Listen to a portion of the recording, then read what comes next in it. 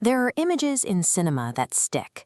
The smudged, jagged lines of this specific clown makeup have become a permanent fixture in global pop culture, a visual shorthand for chaos. But the man behind this version of the Joker didn't live to see its full impact. He died at 28, just as his most significant work was about to reach the world. Heath Ledger's path began on April 4, 1979, in Perth, Australia. He was a local kid with a singular focus on acting that pushed him to look far beyond the borders of his home city. At 17, he made a choice that most wouldn't.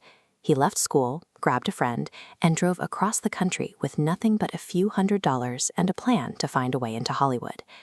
Success wasn't immediate. He spent years taking small roles, learning the mechanics of a set, while waiting for a real opening. He traded the stability of a life in Perth for a gamble in a city that didn't know he existed. It was the first of many times he would walk away from safety to see what he was actually capable of. Moving to Los Angeles meant entering an industry that treats young, charismatic actors like a specific kind of commodity. After starring in 10 Things I Hate About You, Ledger was suddenly a massive teen idol. The easy path was laid out. He could have spent a decade playing the charming lead in romantic comedies. Instead, he started turning those roles down.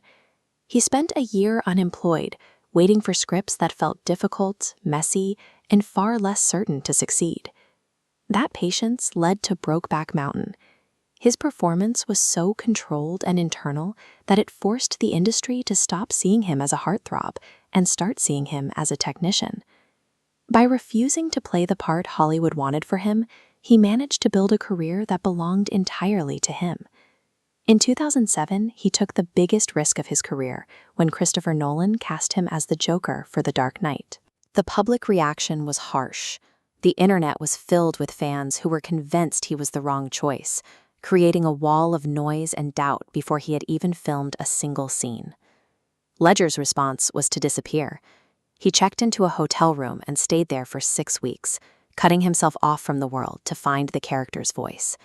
He kept a diary filled with clippings and drawings, obsessively practicing the Joker's laugh and developing the nervous licking habit that would become the character's trademark. When the first footage was finally shown, the skepticism vanished.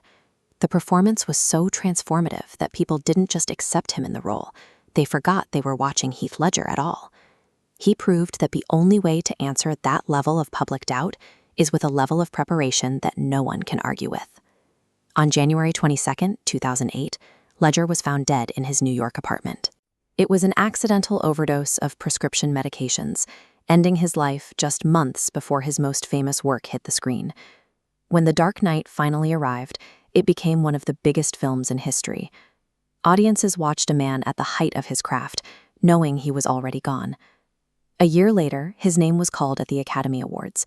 It was a rare moment where the entire industry agreed on a single performance. He was awarded the Oscar for Best Supporting Actor posthumously. It was a recognition of a performance that had already changed the way actors approached the genre.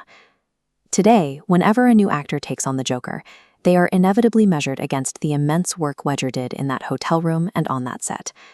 Heath Ledger only had 28 years, but he spent them moving toward the things that scared him.